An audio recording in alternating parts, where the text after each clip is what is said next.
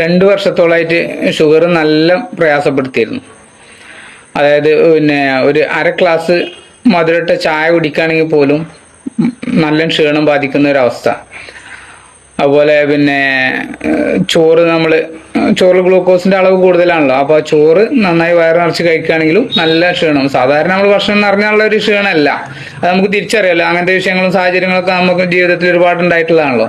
ഇതങ്ങനെയല്ല, ഇത് ഷുഗറിന്റെ അളവ് കൂടുതലുള്ള എന്ത് ഭക്ഷണം, ഗ്ലൂക്കോസിന്റെ അളവ് കൂടുതലുള്ള എന്ത് ഭക്ഷണം കഴിച്ചാലും നല്ല പ്രയാസം ഉണ്ടായിരുന്നു. കിഴങ്ങ് വർഗ്ഗങ്ങള്, ഇതുപോലത്തെ ചോറാണെങ്കിലും. പിന്നെ ഈ പറഞ്ഞ പോലെ ഞാൻ നന്നായിട്ട് നേരത്തെയൊക്കെ നല്ലോണം പിന്നെ പായസം നല്ല ഇഷ്ടമുള്ള വ്യക്തിയാണ്. പ്രത്യേകിച്ച് അടപ്പായസം, ഗോതമ്പ് പായസമൊക്കെ, അതൊക്കെ 2-3 ഗ്ലാസ്സൊക്കെ കുടിച്ചിരുന്ന ആളായിരുന്നു.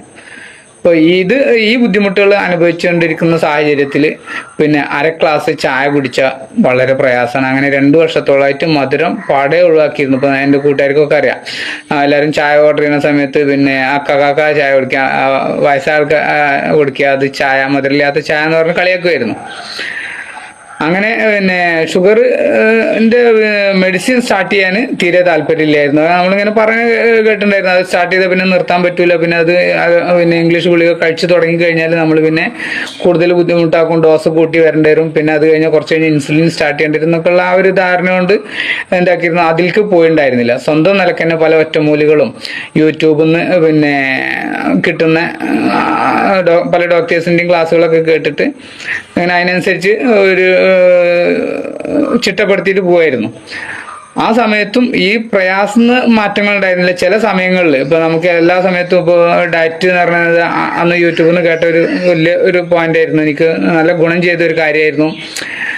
പിന്നെ നമ്മൾ ഉച്ചഭക്ഷണം അല്ലെങ്കിൽ രാവിലത്തെ ഭക്ഷണമൊക്കെ കഴിക്കുന്ന സമയത്ത് അരി ഭക്ഷണമാണെന്നുണ്ടെങ്കിൽ അതിൽ കടല, പരിപ്പ് അങ്ങനത്തെ അല്ലെങ്കിൽ സലാഡൊക്കെ ഉൾപ്പെടുത്തിയിട്ട് നമ്മൾ കഴിക്കുകയാണെന്നുണ്ടെങ്കിൽ പേഷ്യൻറ്റിന് അത് വളരെ ഗുണം ചെയ്യും, ക്ഷീണം കുറയും, ഷുഗറിൻ്റെ അളവ് കൺട്രോൾ ചെയ്യാനായിട്ട് സാധിക്കും എന്നൊക്കെ പറഞ്ഞു കേട്ടിട്ട് ഞാൻ അതുപോലെയായിരുന്നു കുറച്ചു കാലം ഭക്ഷണം കഴിച്ചിരുന്നത്.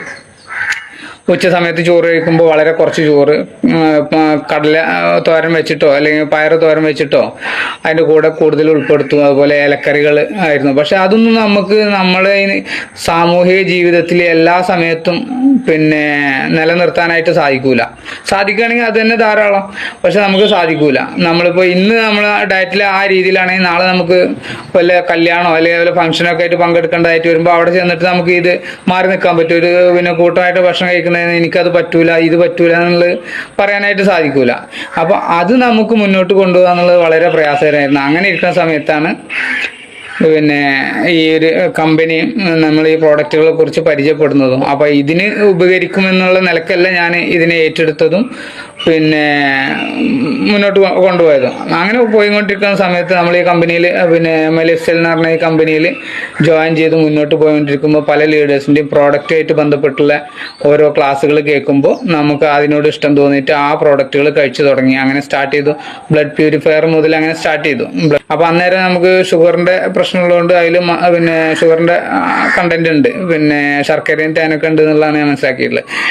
അപ്പോൾ അത് ഉപയോഗിക്കുമ്പോൾ ചെറിയൊരു പ്രയാസം ഉണ്ടായിരുന്നു. എന്നാലും ഞാൻ അത് 2-3 ബോട്ടിൽ ഉപയോഗിച്ചു. അതിനുശേഷം സ്പൈറലിന ഗോൾഡ്, പിന്നെ യൂറി ഫ്ലഷ്, ഇങ്ങനത്തെ പ്രോഡക്റ്റുകളൊക്കെ നിരന്തരം ഉപയോഗിച്ചുകൊണ്ടിരുന്നു. അങ്ങനെ ഒരു 5-6 മാസത്തോളം ഉപയോഗിച്ചപ്പോഴത്തേക്ക് എനിക്ക് പഴയൊരവസ്ഥയിൽ നിന്ന് മാറ്റം കിട്ടി.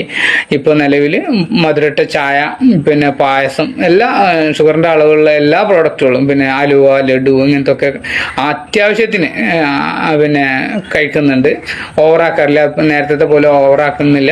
ആവശ്യത്തിന് കഴിച്ച് പിന്നെ കുഴപ്പമില്ലാതെ മുന്നോട്ട് പോകുന്നുണ്ട്. ഇപ്പോഴും ഓരോ പ്രോഡക്റ്റുകൾ ഇതിൻ്റെ ഓരോ പ്രോഡക്റ്റുകൾ കണ്ടിന്യൂ ചെയ്തുകൊണ്ടിരിക്കുന്നു. ഇപ്പോൾ പുതുതായിട്ട് സ്പൈറലിന സ്റ്റാർട്ട് ചെയ്തിട്ടുണ്ട്.